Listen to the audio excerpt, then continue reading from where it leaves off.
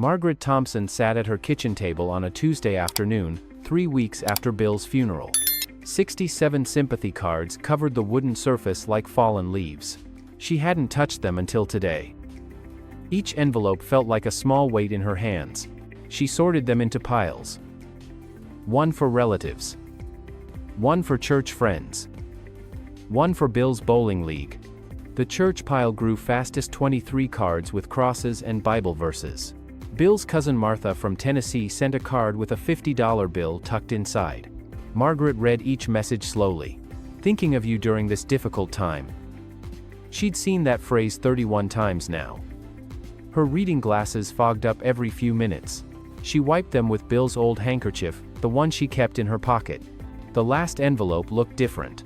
Thin airmail paper, almost see-through. Japanese stamps showing pink cherry blossoms covered the corner. 450 yen worth of postage. The return address was written in shaky handwriting. Kenji Yamamoto, age 91, Kyoto, Japan. Margaret squinted at the postmark dated 2 weeks ago. She remembered Bill mentioning a pen pal from his Navy days. That was 1973, when Bill's ship docked in Japan for 3 months. But Bill said that man died years ago. Maybe this was his son? Margaret set the Japanese letter aside. Her hip throbbed level 6 pain today. Time for her 4 o'clock arthritis medication. 2 blue pills, 1 white pill, 1 yellow pill. She swallowed them with lukewarm coffee. The Japanese letter stayed on the counter while she heated a can of soup. Campbell's chicken noodle, Bill's favorite. She only ate half. By 7:30, exhaustion pulled her toward bed. Margaret climbed the 14 stairs slowly, gripping the railing Bill installed last year. Before his knee went bad. Before the surgery. Before everything went wrong.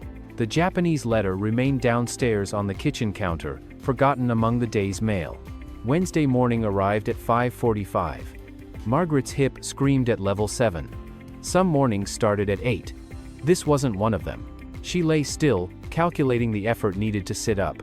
First, roll to the right side Bill's side of the bed. Push up with the left arm while swinging legs down. Count to 3, then stand using the nightstand for support. The process took 12 minutes. Each movement required planning. Nightstand to dresser 8 steps. Dresser to doorframe 6 steps. Doorframe to bathroom 9 more steps. 23 steps total. Counting helped distract from the pain. The bathroom mirror showed a stranger's face. Gray hair stuck up in random directions. Dark circles made her eyes look hollow. She'd aged 5 years in 3 weeks. Bill wouldn't recognize her. Kitchen meant 31 more steps. She counted each one. Her slippers shuffled against the linoleum, Bill installed for their 40th anniversary. The coffee maker seemed too complicated today. Too many buttons, too many steps. Instant coffee would work, just hot water and powder. The Japanese letter caught her eye while she waited for toast. Strange to get international mail. Bill handled all the correspondence, even Christmas cards. She couldn't remember the last time she'd opened anything besides Bill's. Inside the envelope, 1 page of writing and 5 separate papers. Each paper showed stick figures in different positions. The handwriting was careful but clearly not from a native English speaker. Dear Bill-san. The letter began. I am sad to hear about knee surgery from your Christmas card. Doctors can be wrong. I had stroke at age 87. They said no walking again. But I remembered grandfather's movements. 5 simple exercises he did every morning until he died at 102 years old. Margaret checked the date on the letter. 2 days before Bill entered the hospital for the final time. He never saw this. He never knew Kenji was still alive, still writing. These 5 movements from my grandfather helped. Now I walk 2 miles daily at 91. No gym needed. No equipment. Just floor and chair. I draw pictures because English is hard for me. Please try, Bill-san. Start gentle. Results come quick. Margaret's hands shook. Not from arthritis this time. From something else. She studied the first drawing through tears she didn't know were falling. The stick figure sat on the floor with arrows showing forward and backward rocking. Simple. Almost too simple. But Kenji walked 2 miles at 91. After a stroke. She looked at Bill's empty chair across the table. What would you do? She asked aloud. The kitchen stayed silent except for the refrigerator's hum. Margaret folded the letter carefully and spread out the 5 drawings.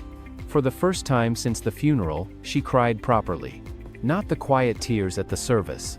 Real crying that made her shoulders shake and nose run. Still Wednesday morning, 6:30. Margaret's tears had stopped, but the drawings remained on the table. The first stick figure sat cross-legged on the floor. When did she last sit on the floor? Christmas 2021, playing blocks with Sarah's kids. 4 years ago. Getting down would be the hardest part. She moved Bill's chair against the wall for support. Held the seat with both hands. Lowered her right knee to the floor, sharp pain, but manageable. Then, the left knee. Then slowly backward until she Saturday. The position felt foreign. Her hips complained immediately. But she was down. That was something. The drawing showed arrows forward and back, forward and back. Margaret placed her hands on her knees and rocked forward gently. Her hip joints crackled like breakfast cereal. She rocked backward. Forward again. The movement felt natural, like a boat on calm water. After 10 rocks, warmth spread through her hips. Not pain, something else. Something she hadn't felt in years. Movement number 2 stayed on the floor. The stick figure lifted one knee, then the other. Margaret tried it. Right knee up, hold for 5 seconds. Her thigh muscle shook but held. Lower it. Left knee up.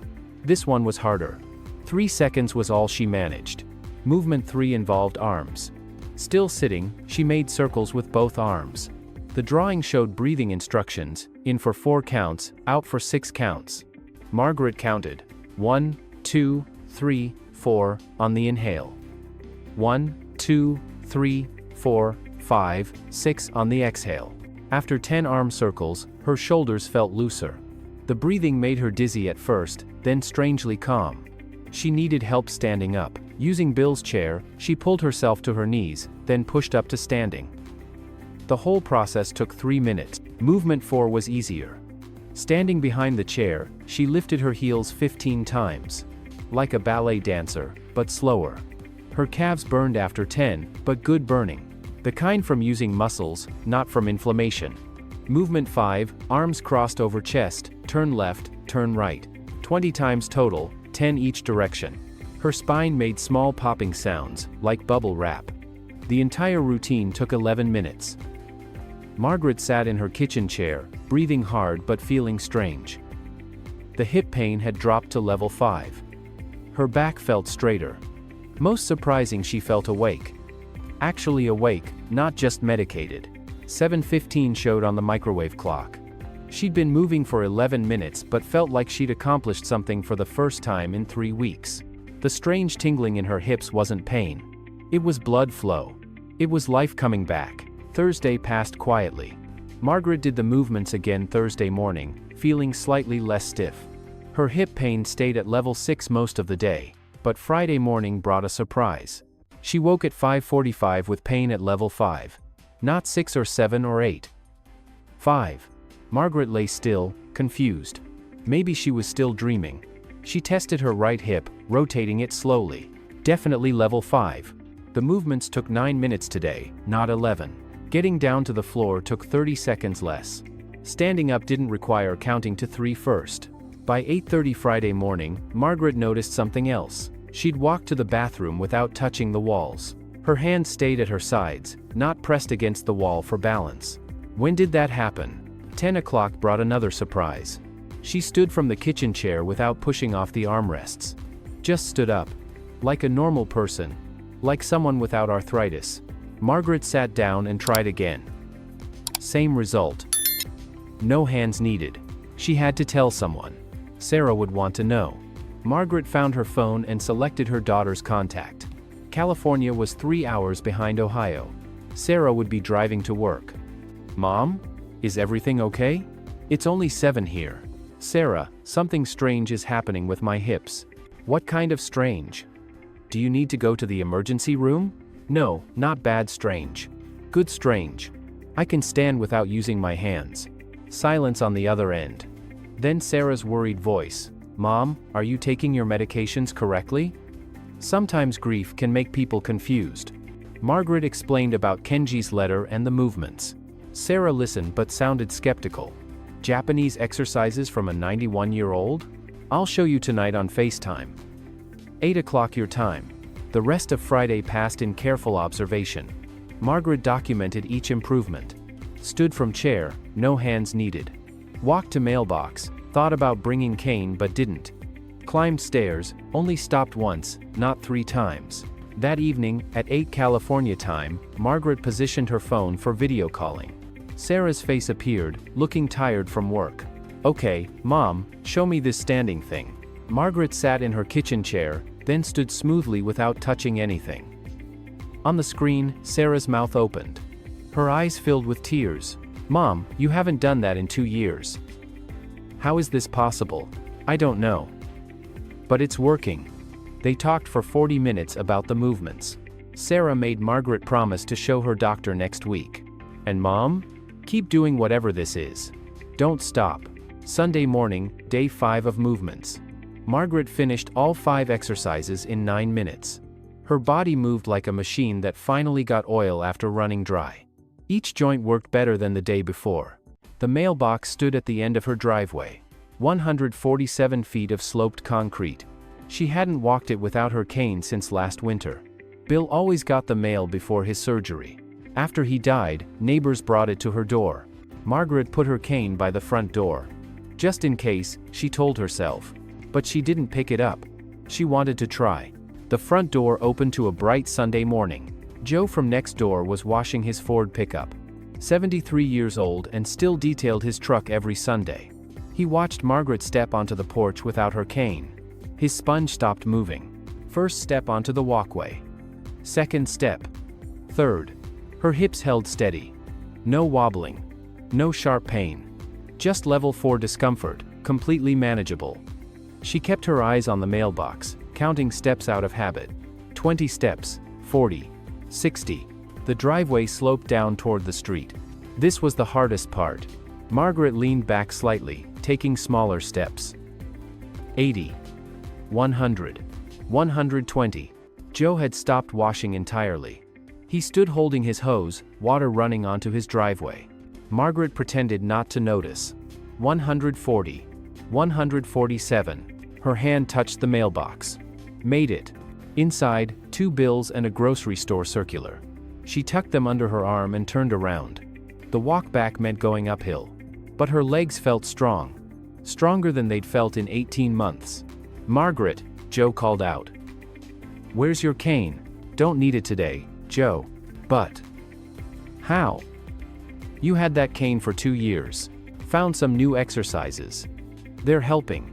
Joe shook his head in amazement and returned to his truck. Margaret made it back to her door without stopping. 147 feet down. 147 feet back. No cane. No wall touching. No rest breaks. That afternoon, she found Bill's good stationery in his desk drawer. The paper still smelled like his cologne. She wrote carefully. Dear Kenji, your letter arrived 2 days after Bill passed away. He never saw it, but I did. I've been doing your grandfather's movements for 5 days. Today I walked to our mailbox without my cane. You gave me a gift when I needed it most. Thank you. Margaret Thompson, Bill's wife. She included a photo from their last anniversary, Bill's 71st birthday. The envelope required 4 stamps for international mail. She'd walk it to the post office tomorrow.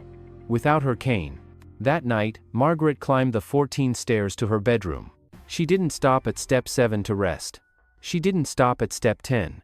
She walked all 14 steps without pausing, then sat on the bed she'd shared with Bill for 46 years. For the first time since he died, she slept in the bed instead of the recliner downstairs. Her hip pain had dropped to level 3. The movements were working. Kenji's grandfather's exercises were actually working. Tuesday arrived with clear skies. Day 7 of movements. Margaret had a 2 o'clock appointment with Dr. Peterson, scheduled weeks ago for a routine checkup. She'd been seeing him for her arthritis for 3 years. He'd watched her decline from walking normally to needing a cane to barely managing. The clinic waiting room had the same tired magazines from last month. Margaret didn't need them. She was too busy observing her body. Pain level 3 this morning. Movements completed in 8 minutes. She'd added 5 more heel lifts because they felt good. Margaret Thompson? The nurse called. Margaret stood without using the chair arms. The nurse, Jennifer, had worked there 12 years. She knew every patient's limitations. Her eyes widened, watching Margaret walk down the hallway without support. Weight: 152 pounds, down 3 pounds from grief. Blood pressure: 135/82, better than last visit. Margaret, you're walking differently. Did you have a procedure? Dr. Peterson entered, reading her chart. 62 years old. Practiced medicine for 31 years. He looked up and froze. Margaret sat on the exam table, having climbed up without the usual stepping stool. Margaret? You got up there alone? Margaret. I did. Been doing some exercises. They're helping. He examined her chart again, then looked at the blood work results from today's lab draw. His forehead wrinkled. He checked the patient name. Checked the date. Read the results 3 times. This doesn't make sense. Your C-reactive protein was 8.2 milligrams per liter last month. Today it's 4.9. That's a 40% drop in inflammation markers. Margaret pulled out her phone, showed him photos of Kenji's drawings. Been doing these every morning for a week. Japanese exercises. Dr. Peterson studied each image carefully, taking notes. Margaret, I'm skeptical, but your numbers don't lie. Your inflammation is down. Your mobility is clearly improved. You're not using your cane. Whatever you're doing, keep doing it. He wanted to see her again in 1 month. More blood work. Document everything. Maybe write it up for a medical journal if the improvement continued. Margaret agreed, but knew she didn't need a journal to tell her what her body already knew. After the appointment, Margaret stopped at the library. The photocopier cost 25 cents per page. She made 15 copies of Kenji's drawings, $3.75 total. The librarian, Nancy, asked if she was teaching an art class. Something like that, Margaret answered. 7 o'clock came quickly. Time for Tuesday night grief support group. 8 regulars met in the church basement. Father Timothy led the discussions. Margaret tucked the photocopies in her purse, nervous about sharing. The church basement smelled like coffee and old carpet. The same circle of folding chairs. The same box of tissues in the center. The same 8 faces, all carrying loss like invisible luggage. Margaret sat between Rose and Betty, her purse heavy with possibilities. The grief support meeting began with Father Timothy's usual prayer. Then came check-ins. Each person shared their week, the good days, the bad days, the days they couldn't tell the difference. Rose went first. 71 years old, lost her husband Paul to lung cancer 6 months ago. My back is getting worse. Can barely stand long enough to cook dinner. Doctor wants to increase my pain medication again. Betty spoke next. 66, widowed 2 years when Frank died in a car accident. Knee replacement surgery scheduled for next month. Don't know how I'll manage the recovery alone. Margaret listened to everyone share their physical pain along with their emotional pain. Like grief had settled into their bones. When her turn came, she almost stayed quiet. Then she thought about Bill. He would want her to help. I found something that's helping me. Sounds strange, but it's working. She explained about Kenji's letter, arriving after Bill's death. Mentioned the 5 simple movements, the 11 minutes each morning. I walked to my mailbox Sunday. No cane. First time in 18 months. The room went quiet. Father Timothy leaned forward. Margaret, that's wonderful. What kind of exercises? During the break, Margaret pulled Rose and Betty aside. The coffee was terrible, as always, too weak and too hot. She reached into her purse and pulled out 2 sets of photocopies. This might sound crazy, but would you try these for 1 week? Rose took the papers immediately. Honey, my back hurts so bad I'd try voodoo if someone offered. These look simple enough. Betty studied the drawings more carefully. Japanese? From a 91-year-old? Margaret, are you sure this is safe? Margaret showed them pictures on her phone of her standing without hands. Explained how her inflammation markers dropped 40%. Just try for 1 week. If nothing changes, throw them away. Wednesday morning, 6:47, Margaret's phone buzzed with a text from Rose. Did first 3 movements. Felt silly sitting on my kitchen floor. But also felt good. Hips are warm. Thursday brought a call from Betty. Made it through all 5 movements. Haven't sat on the floor since my 50s. Needed the couch to get back up, but I did it. Knees feel different. Not fixed, but different. By the following Tuesday's grief support meeting, everything had changed. Rose walked in without her back brace. First time in 4 months. She moved carefully but steadily, no hand on the wall for support. Betty arrived next and announced she'd called her surgeon's office.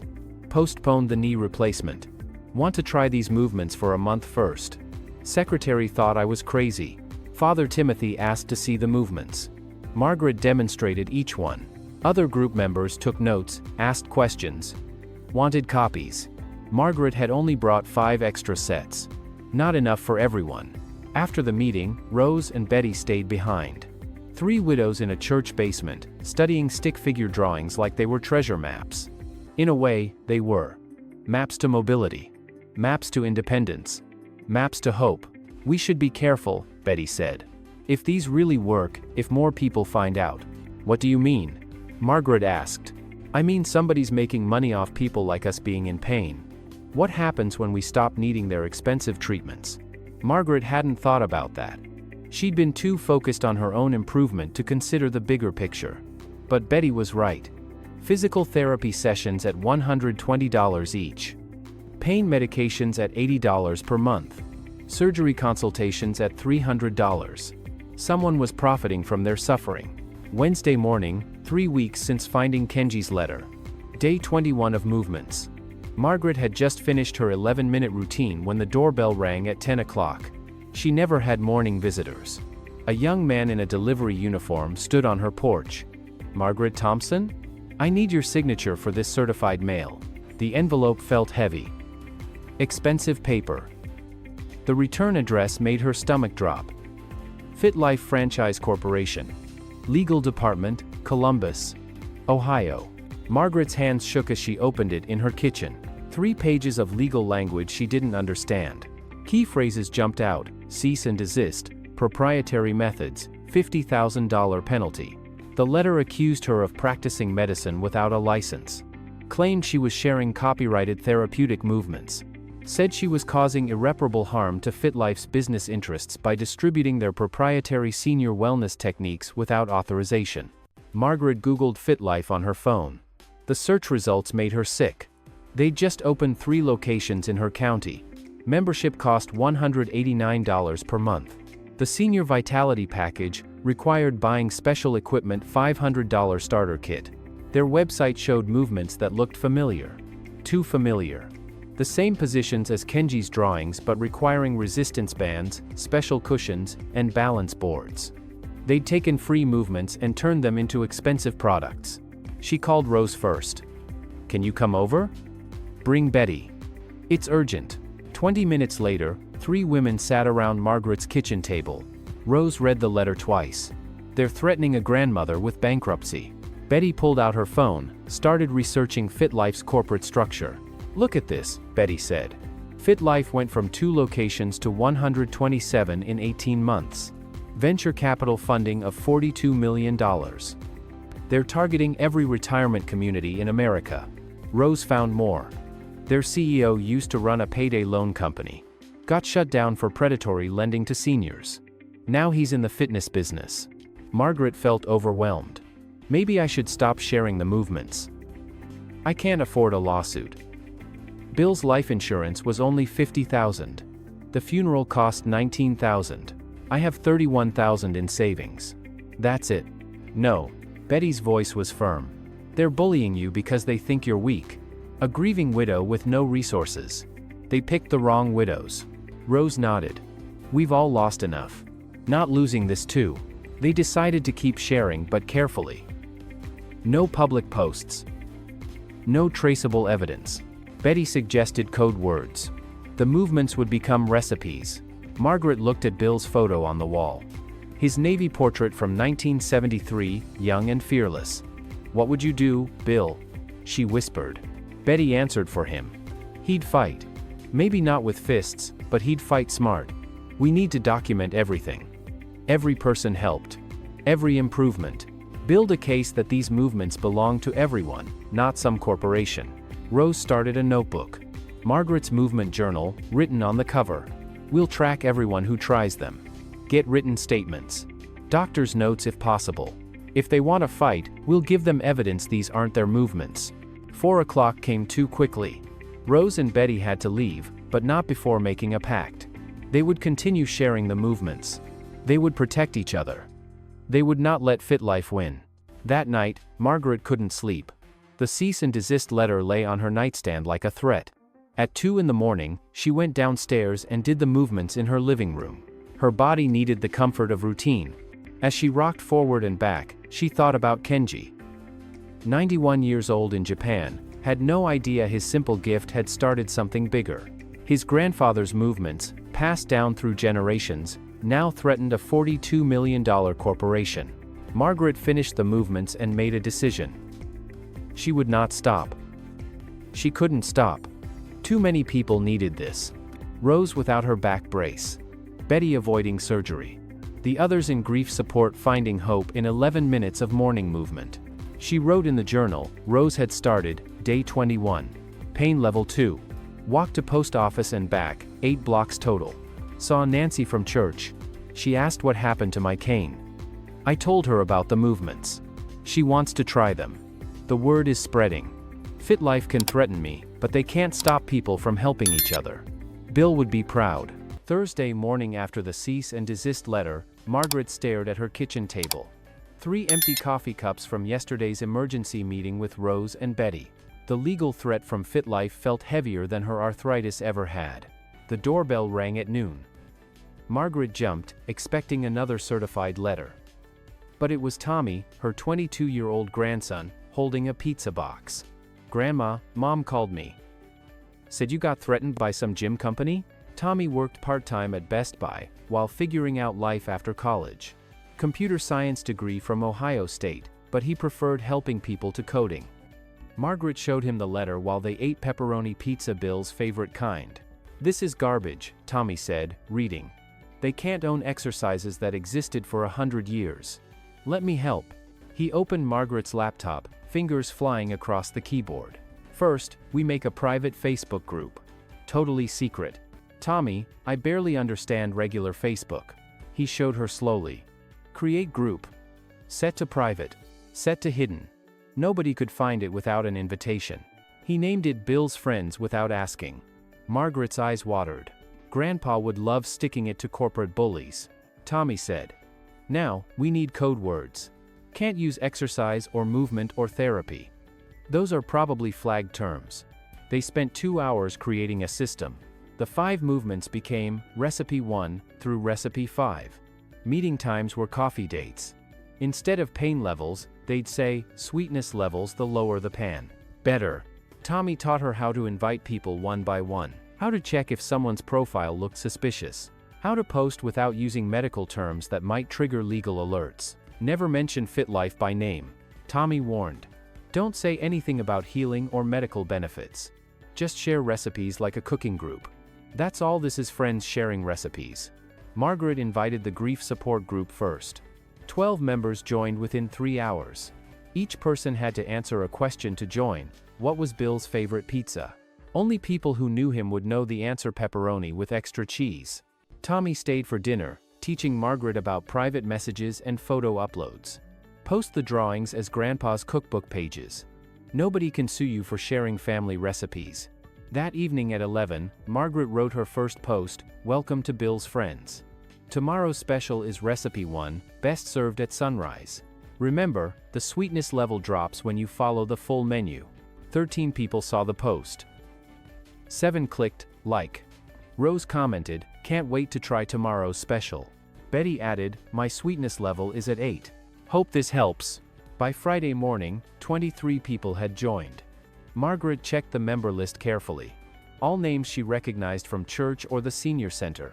No strangers. No corporate spies. Not yet. 2 weeks passed in careful expansion. Monday morning of week 3, Margaret opened her laptop to check Bill's Friends. 89 members from 6 states. The growth surprised her. Rose had invited her sister in Michigan. Betty's cousin in Texas joined. Word spread through whispers and private messages. The morning post showed 43 people already completing their recipes by 6 in the morning. They posted sunrise photos as proof not of the movements, just sunrises. Anyone watching would think it was a photography group for early risers.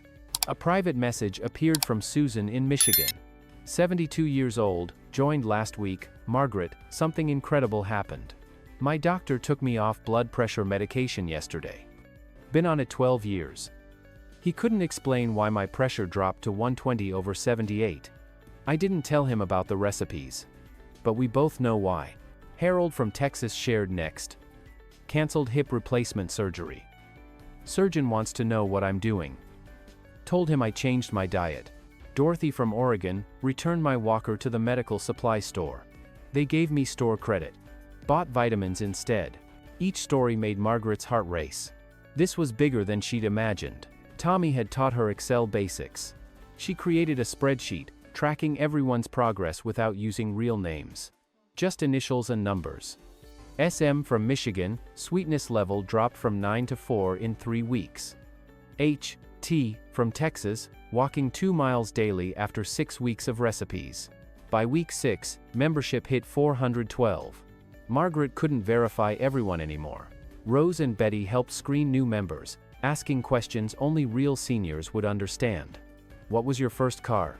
How much did bread cost in 1975? What was on TV Sunday nights in the 60s? The data was remarkable. 78% reported major improvement in the first 30 days. Not everyone, some bodies were too damaged, too far gone. But most people felt something change. Something shifts. Something heals. FitLife opened 2 more locations in neighboring counties. Their ads appeared everywhere. Senior Vitality starts at $189 divided by month. Margaret saw their commercial during Jeopardy! It made her angry enough to do extra movements. One evening, Betty called with news. FitLife's stock price dropped 8% this quarter. Investors are asking why membership growth is slowing in Ohio. You think it's because of us? 400 people not joining their gym? That's $75,000 in lost monthly revenue. Yeah, I think they notice. Margaret looked at her spreadsheet again. If these 400 people had joined FitLife, they'd spend $900,000 per year. Plus, equipment costs. Plus, supplement packages FitLife pushed. Maybe $1.5 million total. No wonder they sent that legal threat, Margaret said. We're costing them millions. Week 8 brought the 500th member. Week 10, 750. Week 12. Over 1,000 people doing Kenji's grandfather's movements every morning. The group had become its own ecosystem. Members shared modifications for different limitations. Someone posted chair-only versions for people who couldn't get on the floor. Another member, a retired nurse, created safety guidelines. Margaret barely slept anymore. Not from pain that stayed at level 2 most days. From responsibility. 1,000 people depending on her to keep this group safe, secret, functioning. She'd never led anything bigger than a library reading circle. Now she was accidentally running a movement revolution. Week 8. Tuesday afternoon, a new member request appeared. Jennifer Walsh from Columbus. Profile showed a 68-year-old woman, widowed 3 years ago. Photos looked genuine grandchildren, garden pictures, a small dog named Biscuit. Margaret almost approved her automatically. Then she noticed something. Jennifer's profile was created just 2 weeks ago. Every photo uploaded on the same day. No history. No trail of years lived online like most people had. She approved Jennifer anyway but made a mental note to watch her. Maybe she was just new to Facebook. Many seniors were. Margaret had been until Tommy taught her. Jennifer immediately became very active in the group. Too active. Within 2 days, she'd commented on every post, asking specific questions. How long exactly before you felt improvement? Did anyone have negative reactions we should document? Has anyone's doctor warned against these movements? Other members welcomed Jennifer warmly. They shared personal medical histories, medication lists, doctor names. Jennifer never shared her own information. When asked about her sweetness level, she'd deflect with questions about others. Betty noticed first. That Jennifer woman is off. Never posts her own sunrise photos. Never shares her progress. Just asks questions like she's conducting interviews. Sunday dinner at Betty's house included her grandson, Kyle. 26 years old, worked IT for a bank downtown. Betty mentioned Jennifer while serving pot roast. Grandma, give me 20 minutes with your laptop. Kyle's fingers danced across the keyboard. Screens flashed with code. He traced IP addresses, checked digital fingerprints, followed data trails. Grandma, this Jennifer is logging in from a corporate network. FitLife headquarters. Margaret felt sick. They'd been infiltrated. A spy in their safe space. Jennifer had gathered weeks of information. Personal details. Medical histories. Everything FitLife needed for their lawsuit. Should we remove her? Rose asked during an emergency meeting. No, Margaret decided. Let her stay. But we feed her nothing important from now on. And we watch what she watches. They created a private chat within the private group, just the original 12 members. The real information would flow there. Jennifer could watch the main group talk about sunrises and sweetness levels. She'd report back to FitLife that it was just lonely seniors sharing recipes. Margaret posted that night, "Remember, friends, our recipes work best when shared with love, not scrutiny. The secret ingredient has always been community." Jennifer didn't comment. But she was online. The green dot next to her name showed she was watching. Always watching. Taking notes for her corporate masters who thought they owned the right to movement. Week 10, Thursday afternoon, Margaret was washing dishes when someone knocked. Through the window, she saw a young woman with a Channel 6 news badge and a cameraman behind her. "Mrs. Thompson? I'm Kelly Chen. My mom goes to your church. She told me about your exercise group fighting, FitLife. Can we talk?" Margaret's first instinct was to say no. But Kelly's mom was Donna Chen, who brought casseroles after Bill died. Good people. Margaret opened the door. "This has to be careful," Margaret said. "I can't talk about medical benefits. Can't use certain words. There's legal stuff involved." Kelly understood. She was 28, hungry for a story that mattered. "Just tell me about finding the letter. About your husband. About community helping community." The interview took 2 hours in Margaret's living room. She demonstrated the movements carefully, calling them activities. Showed Kenji's original letter with his permission gained through email. Why give these away free when FitLife charges almost $200 a month? Kelly asked. Because Kenji gave them free to Bill. Because his grandfather gave them free to him. Some things shouldn't have price tags. Movement is a human right, not a luxury good. Friday evening, 6 o'clock news. Margaret watched herself on television, feeling strange. They'd edited it well. She looked strong, not like a victim. The segment title, "Local Widow Fights Big Fitness with Free Japanese Secrets." By Saturday morning, the online version had 400,000 views.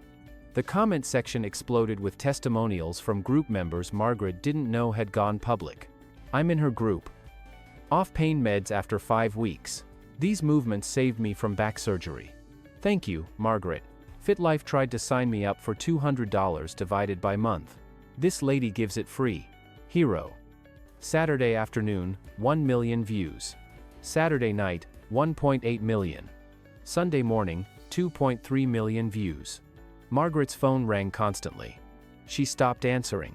National news producers started calling. "Good morning, America. The Today Show. 60 Minutes. Margaret felt overwhelmed.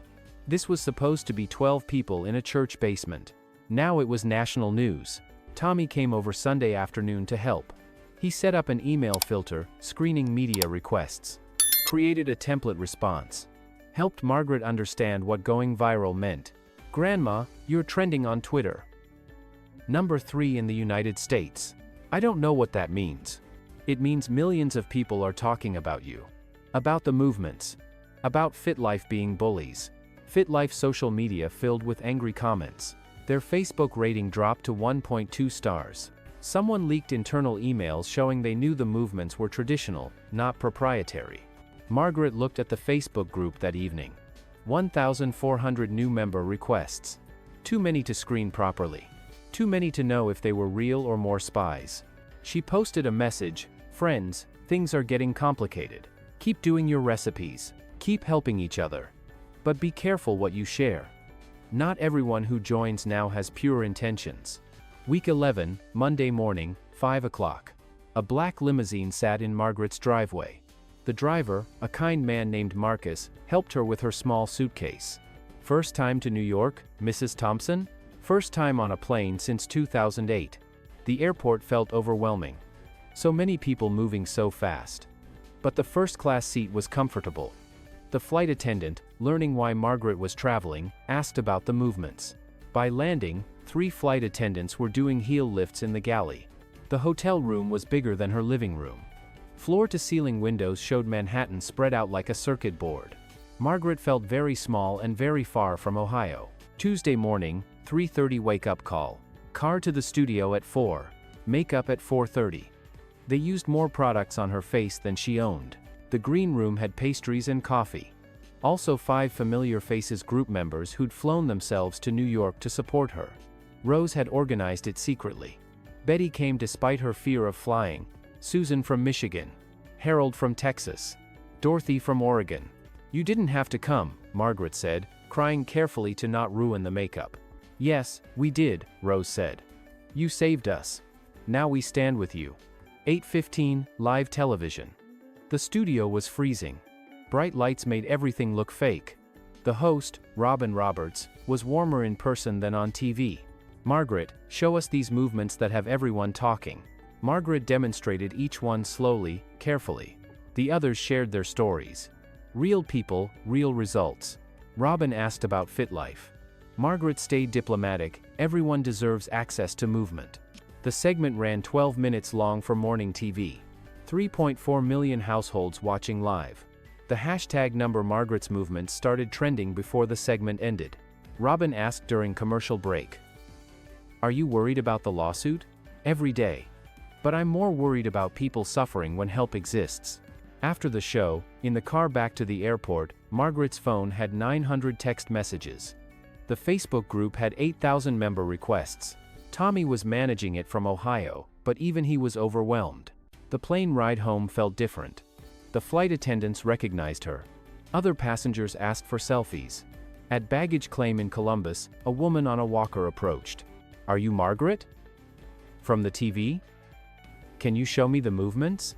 Right there in the Columbus airport, Margaret taught a stranger the first movement. They sat on the floor near gate B12, rocking forward and back, while travelers stepped around them. Security didn't intervene. They watched and smiled. By the time Margaret got home, FitLife stock had dropped 12% at market close.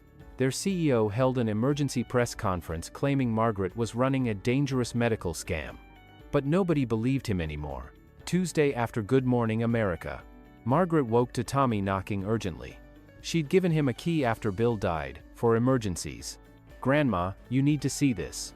He opened his laptop to CNN Money. FitLife stock price showed in red, down 12% at opening bell. The headline, Fitness Franchise Faces Backlash After Threatening Widow. The CEO, Richard Brennan, was holding a press conference at 10 o'clock. They watched it together on the laptop. Brennan looked exhausted, angry, desperate. Margaret Thompson is running an unlicensed medical practice. She's giving dangerous advice to vulnerable seniors.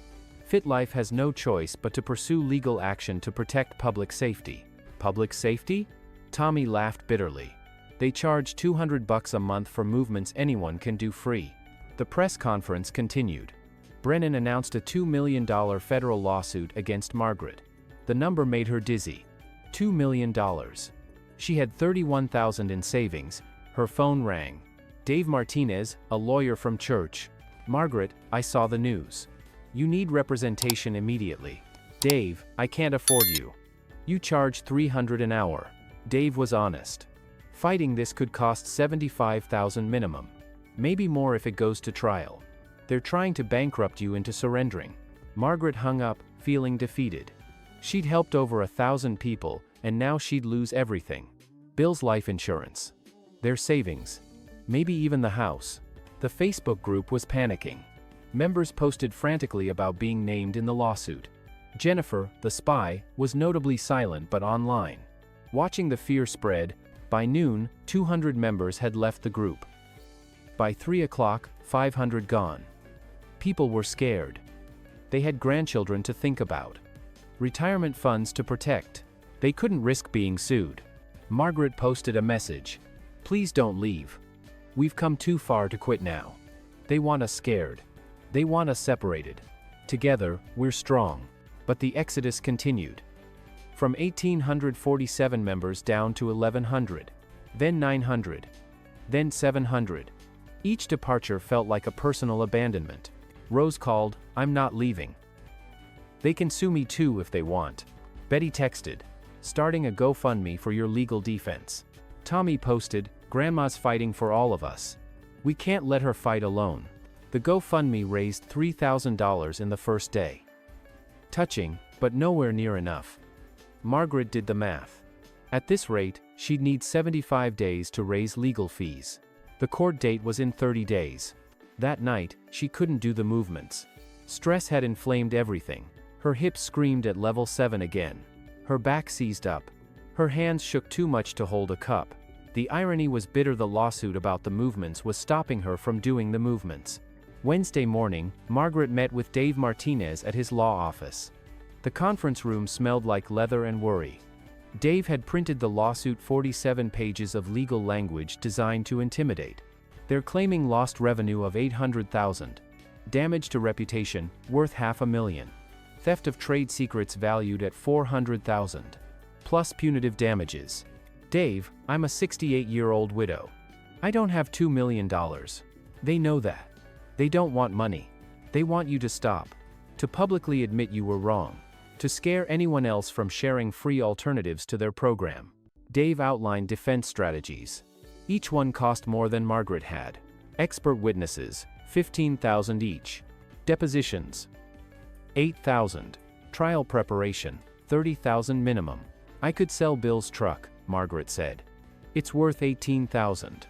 "Margaret, that's not enough. You'd need to sell the house." The house. Where she'd lived with Bill for 38 years. Where they raised their children, where Bill died in the hospice bed in the living room. She couldn't lose the house. That afternoon, she listed Bill's truck online. It hurt, but it was just metal and memories. Within 2 hours, 3 people had messaged about it. She could probably get asking price $18,000. Rose and Betty came over that evening. They sat around the kitchen table where this all started, looking at options. "I have $20,000 in savings," Rose offered. "It's yours." "I could mortgage my condo," Betty added. "Get maybe $40,000. "No," Margaret said firmly. "I won't let you sacrifice your security for my fight."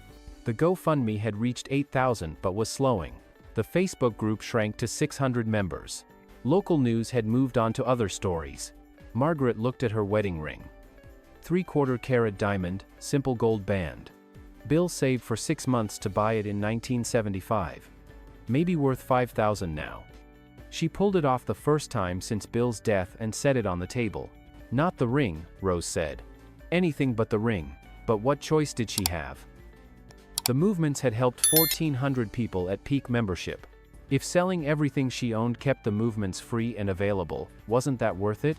That night, Margaret wrote in the journal, "Day 63 of movements. Can barely do them. Stress destroying my body. May have to sell wedding ring." Bill would understand.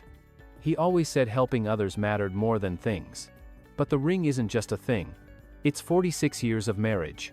It's everything we were together. How do I sell that? Saturday morning. The Facebook group had 43 members left. The true believers. The ones who'd rather face lawsuits than give up movements that changed their lives. Margaret posted what might be her last message. "Thank you for believing. I'm sorry I let you down. The movements will always be yours, even if I can't keep sharing them. Do them every morning. Think of Bill. Think of Kenji. Think of each other." She sat in Bill's old recliner, holding their wedding photo. 1975, both young and fearless. They'd faced poverty, miscarriages, Bill's cancer scare in 1998. They'd survived everything together. Now she was alone, facing corporate lawyers who wanted to destroy her for helping people. The doorbell rang at 2 o'clock. Then again. Then knocking. "Mrs. Thompson, we came from Cleveland to help. Please open the door." Margaret didn't recognize the voice. But something made her stand, walk to the door, look through the peephole. 3 Asian men in suits stood on her porch. They looked serious but not threatening. She opened the door cautiously. "Mrs. Thompson, I'm Dr. Takashi. This is Dr. Yamamoto, no relation to your Kenji." And Dr. Sato. We saw your Good Morning America interview. We had to come. I don't understand. These movements, we know them. Our grandparents did them every morning in Japan. They're called Ragyo Taisu. Radio calisthenics. They've existed since 1928. Margaret invited them in, served tea with shaking hands. They pulled out laptops, showing her Japanese websites. Millions of people doing the exact movements Kenji had drawn. This is our heritage, Dr. Takashi said. FitLife stole from our culture, commercialized it, and now threatens you for sharing what was always free. We want to help. Dr. Yamamoto opened a briefcase full of medical journals. 14 peer-reviewed studies. These movements reduce falls by 67% in adults over 65. One study tracked 10,000 elders for 20 years. Dr. Sato pulled up videos on his phone. This is from 1928. Original broadcast of radio calisthenics. Look familiar? The black and white footage showed hundreds of Japanese people doing Kenji's movements. The exact same movements. 97 years ago. We'll testify as expert witnesses, Dr. Takashi said. No charge. This is about honor, not money. Margaret started crying.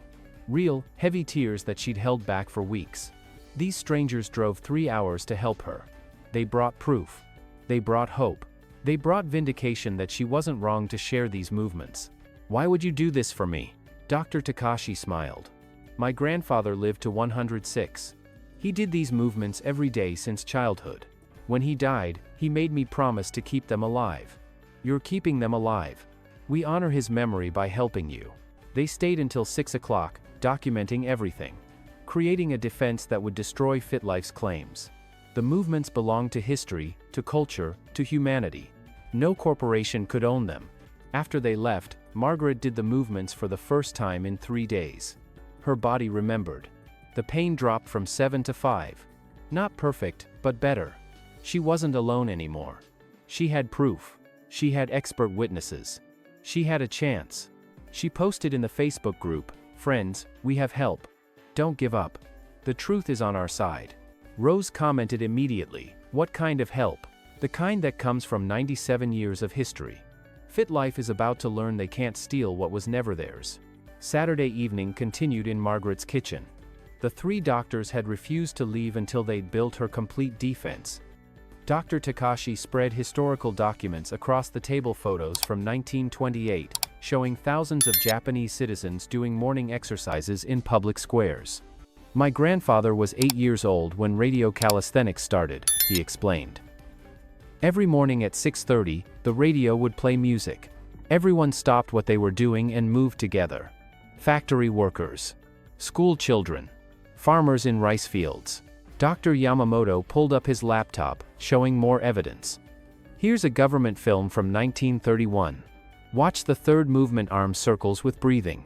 Exactly what Kenji drew for your husband. The video showed hundreds of people in a Tokyo park. Movement 1, the forward and backward rocking. Movement 2, knee lifts while seated. Every single movement matched Kenji's drawing perfectly. Dr. Sato had the medical research.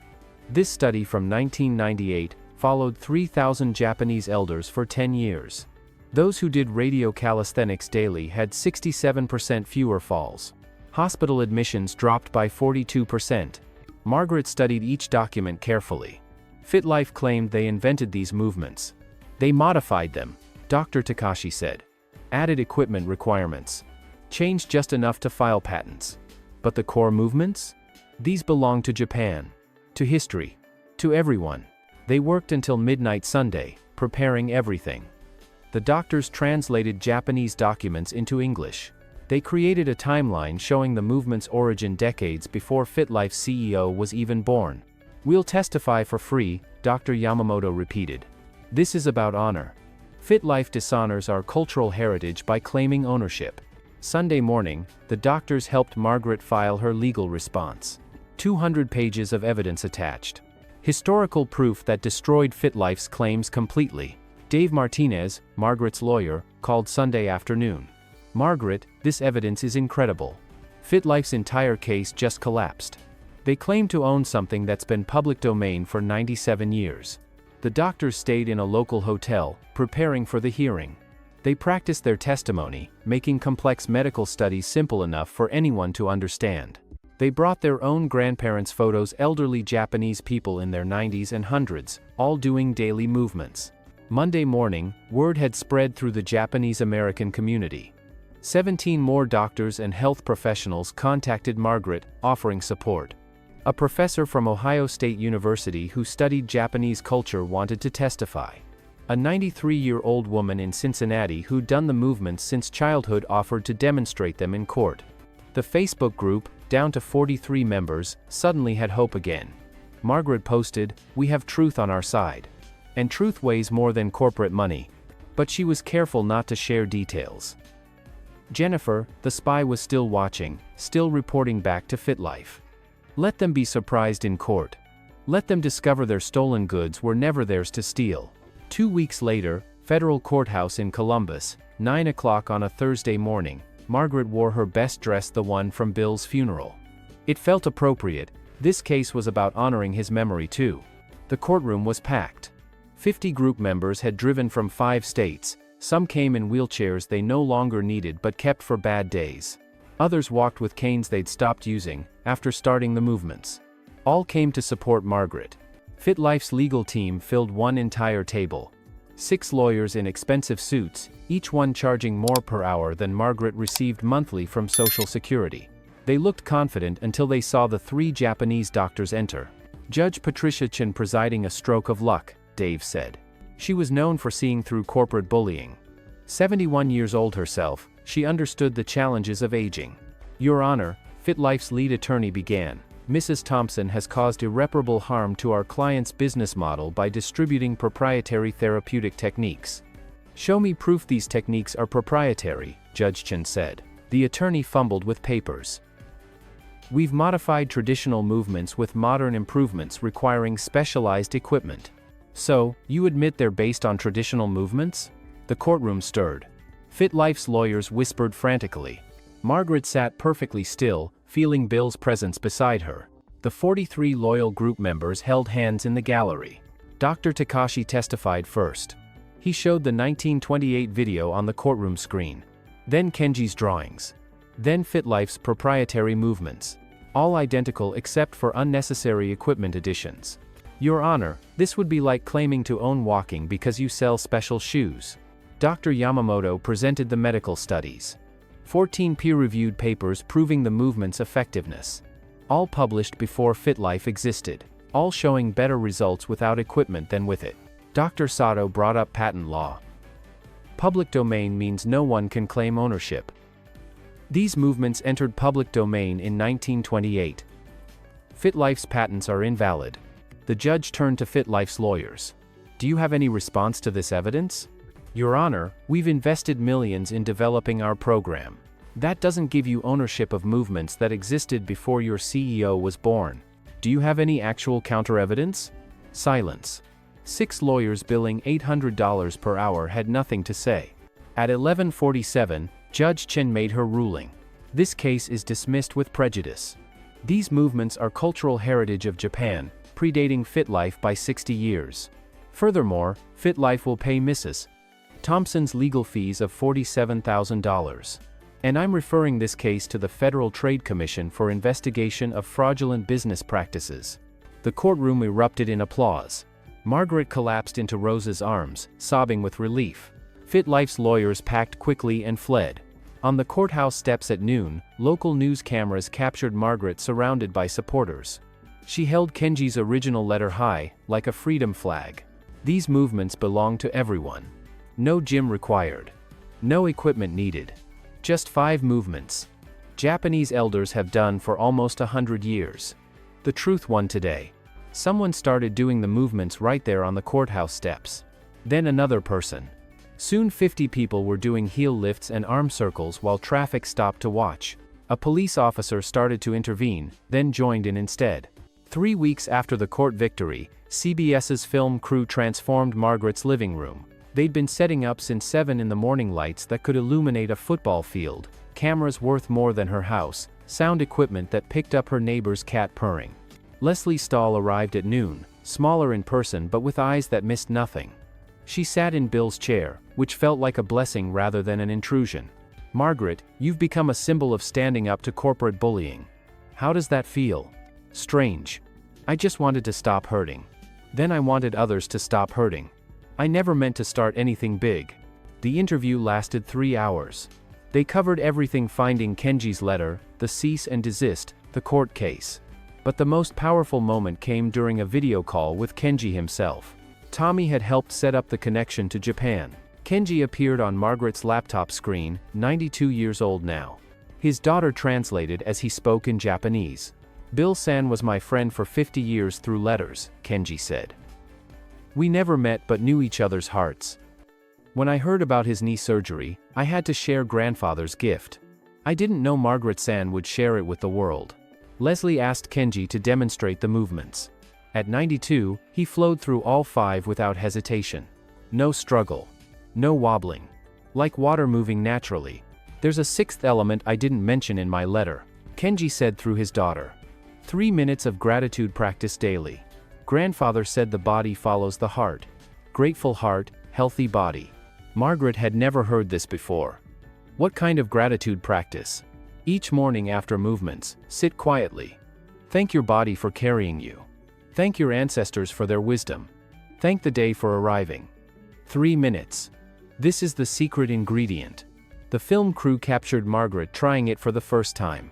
She sat on her couch, eyes closed, being grateful. When she opened her eyes, everyone in the room was crying. CBS posted a free movement guide on their website the night the segment aired. Within 1 month, 14 million downloads. The site crashed 3 times from traffic. They had to add servers. The segment's title was perfect: The Movement, How One Widow Changed Aging in America. Leslie's closing words.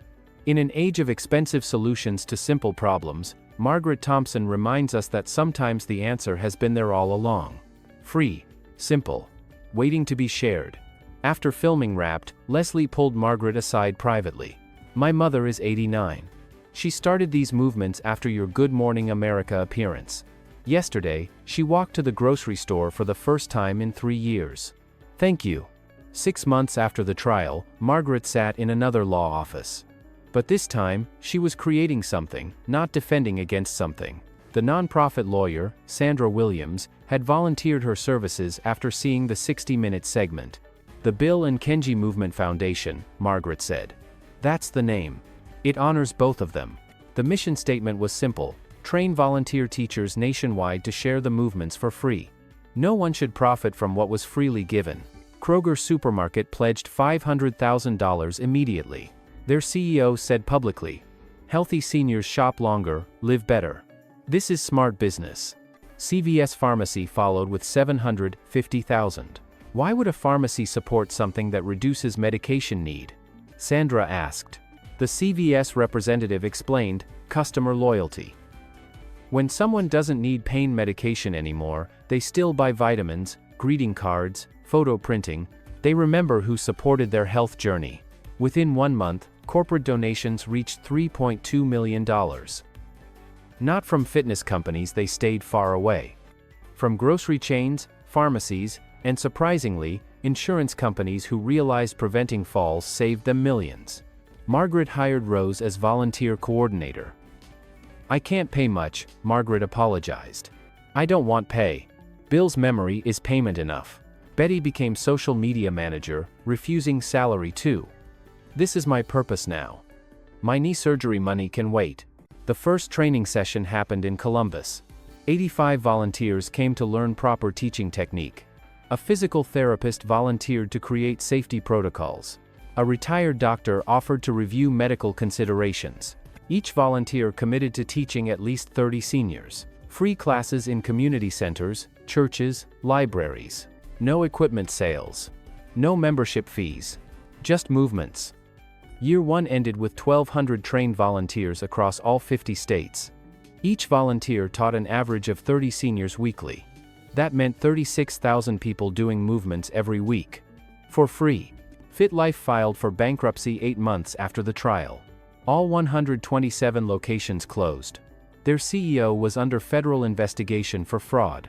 Margaret felt no joy in their collapse. Just relief that they couldn't hurt anyone else. The foundation received letters daily. Thousands of them.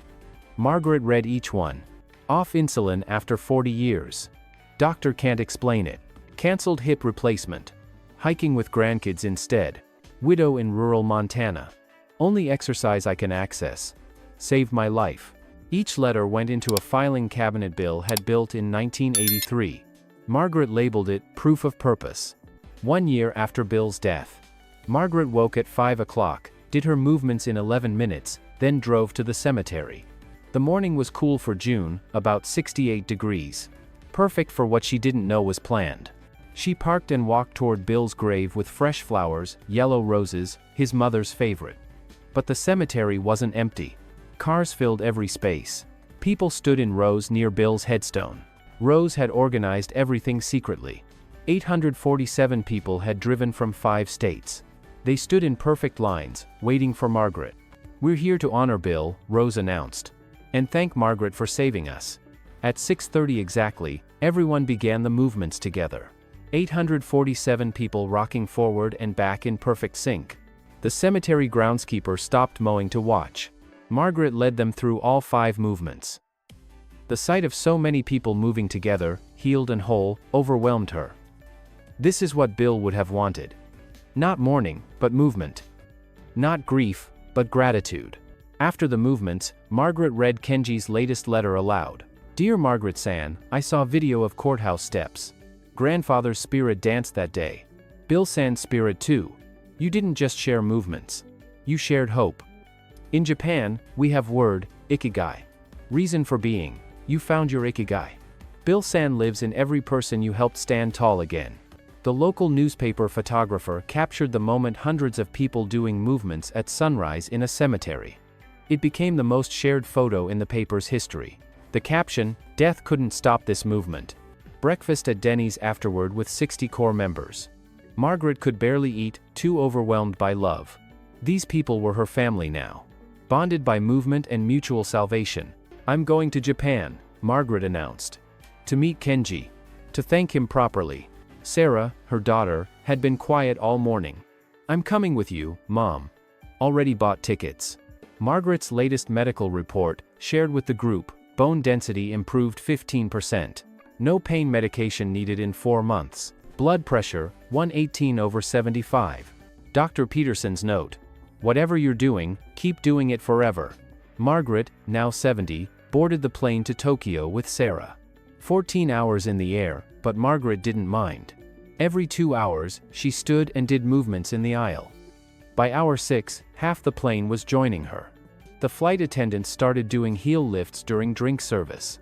"Mom, you've started something even at 30,000 feet, Sarah laughed. Landing in Tokyo, then the train to Kyoto. The countryside flew by rice fields, mountains, small towns. Everything clean and orderly. Everything purposeful. Kenji waited at Kyoto station with 5 family members. He held a handmade sign, "Welcome Margaret-san and Sarah-san."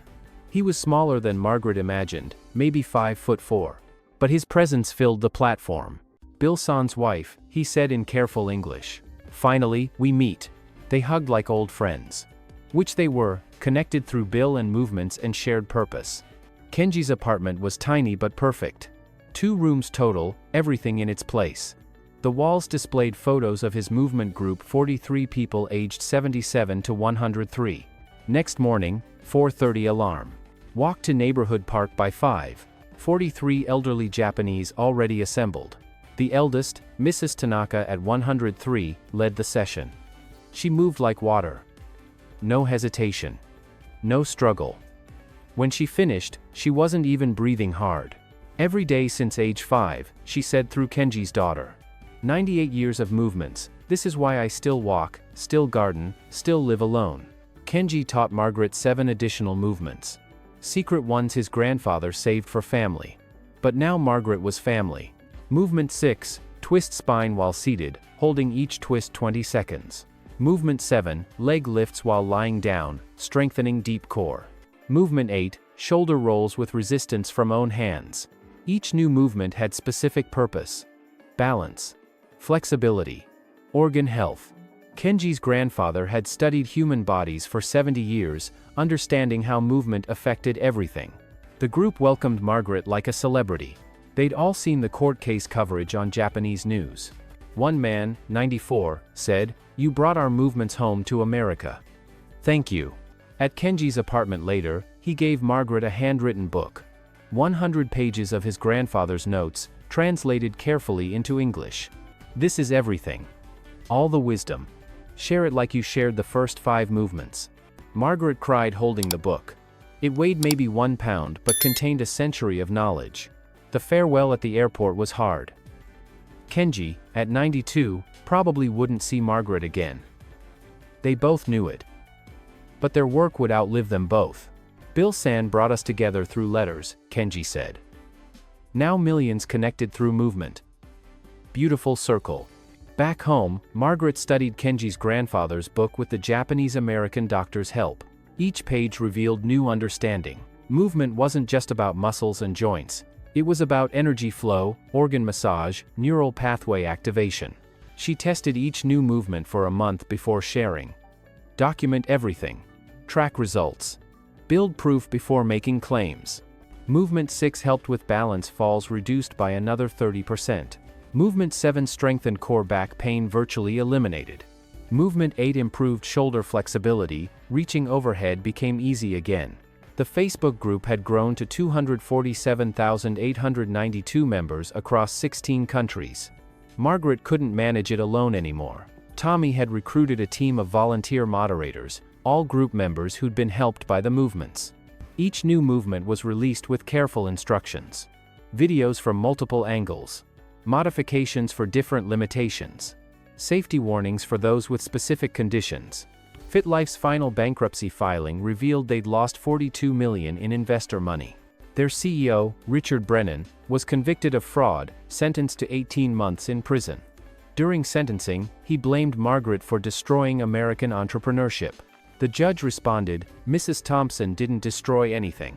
She revealed that your empire was built on theft and lies." Former FitLife members started joining Margaret's group. Even some former employees reached out, apologizing for their role. One personal trainer sent a $1,000 donation to the foundation. The most surprising message came from Richard Brennan himself, through his lawyer. He wanted to join the Facebook group. He'd developed back problems in prison and heard the movements might help. Margaret stared at the request for 3 days. Rose said reject him. Betty said let him suffer. But Margaret thought about Bill, about forgiveness, about second chances. She approved his request with one comment: everyone deserves the chance to heal. Even those who tried to prevent others from healing. Local university researchers approached Margaret about studying the foundation's impact. Their preliminary findings were staggering. Medicare saved an estimated $284 million in 1 year. Emergency room visits for falls down 52% in communities with trained teachers. Prescription pain medication use reduced by 41% among regular practitioners. Margaret was invited to testify before Congress about aging and movement. She brought Mrs. Tanaka's photo, 103 years old, still touching her toes. The committee sat silent as she demonstrated all 12 movements in the congressional hearing room. Present day, Margaret's kitchen, 6 in the morning. She opened her laptop to check Bill's friends. The group had stabilized at 250,000 members, but millions more used the movements without joining. That was fine. The movements belonged to everyone, member or not. Today marked exactly 2 years since finding Kenji's first letter. Margaret posted, "Good morning, friends. 2 years ago, I could barely walk. Today I teach 6 classes weekly. Ready for recipe 1? Remember Bill's words, never too late to start moving forward." The post received 10,000 likes in 10 minutes. Comments flooded in from around the world. Someone in Australia was doing movements at sunset. Someone in Germany led a class of 200 in a park. Margaret reviewed the foundation's database. 1.4 million people documented as doing movements daily. 67,000 off pain medications. 23,000 surgeries avoided. These were just the reported numbers. Real impact was probably triple that. Kenji, now 94, still wrote letters monthly. He had 500 pen pals worldwide, all sharing movements. His daughter helped him manage the correspondence, but he handwrote each response. Margaret stood without assistance, something that still felt like a miracle 2 years later. She began the first movement, rocking forward and back. Her body responded like a well-tuned instrument. She looked at Bill's photo on the wall while moving. Below it, 2 items in a simple frame. Bill's last handwritten note and Kenji's first letter. The beginning and continuation of everything. The note from Bill, written the day before his final surgery. Margaret, if something happens, remember you're stronger than you know. Keep moving forward. Love always, Bill. She finished the movements and practiced gratitude for 3 minutes. Grateful for Bill's life. For Kenji's letter. For Rose and Betty. For Tommy. For the doctors who saved her. For Judge Chen. For every person who believed. 7 o'clock arrived. Time for her morning walk. 2 miles to the coffee shop where she taught a free class. The walk that once seemed impossible with a cane now felt easy without one. The coffee shop parking lot was full when she arrived. But not with cars. With people. 100 seniors standing in rows. Already doing movements. They'd started without her, knowing the routine by heart. Morning, Margaret. They called in unison. She stood at the front, leading them through movements 2 through 12. The sun rose over Ohio, painting everything gold. Birds stopped singing to watch. Drivers pulled over to see what was happening. A news van arrived, but Margaret ignored it. This wasn't about media anymore. This was about movement. Community. Life continuing. After class, a young woman approached. Maybe 35, using a walker. Multiple sclerosis, she explained. Doctors said she'd be in a wheelchair within a year. Can these movements help me? Margaret never promised miracles. But she showed the woman movement 1, modified for sitting. The woman's face changed as warmth spread through her hips. It's been 3 years since I felt that, she whispered. Margaret gave her printed instructions. Free, as always. The woman tried to pay, but Margaret refused. Pass it forward. When you're better, teach someone else. That's the only payment required. Walking home, Margaret counted her steps from habit. But now she counted blessings too.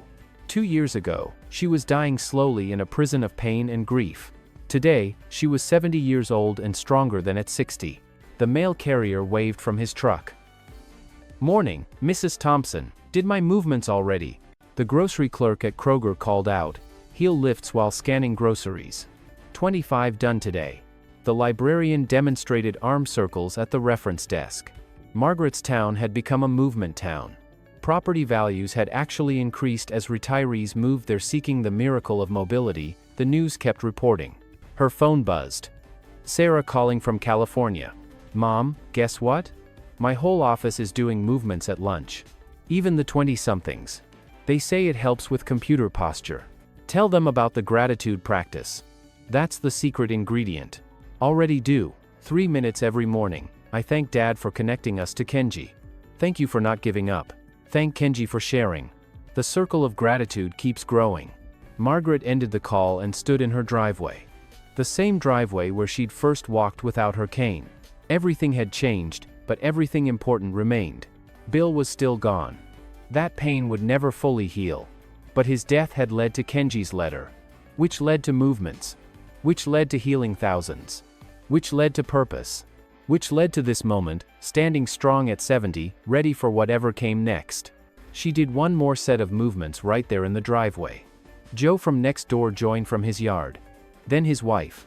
Then the family across the street. Soon 12 people were doing movements together, no planning required. This was Bill's legacy. Not the insurance money or the house or the things. This movement of movements. This community of healing. This proof that it's never too late to start moving forward. Margaret walked inside, sat at her kitchen table, and opened Kenji's latest letter. Dear Margaret-san, grandfather appeared in my dream. He said movements have returned to their purpose, bringing people together, making bodies strong, creating hope. You completed the circle he started 100 years ago. Bill-san watches from heaven, proud of his wonderful wife. Keep moving forward. Your friend forever, Kenji. She folded the letter carefully and placed it with the others. Tomorrow she'd do her movements again. And the next day. And every day she had left. Because movement was life. And life, even at 70, even alone, even after loss, was still worth living fully. The movements would outlive her. They'd outlive Kenji. They'd continue spreading, helping, healing. Free forever, just as they were meant to be. Margaret smiled, looking at the sunset through her kitchen window. Somewhere, someone was just discovering the movements. Someone was taking their first pain-free step. Someone was believing in possibility again. And it all started with 5 simple movements Japanese elders had done every day for almost a century. No gym required. Results immediate, hope guaranteed.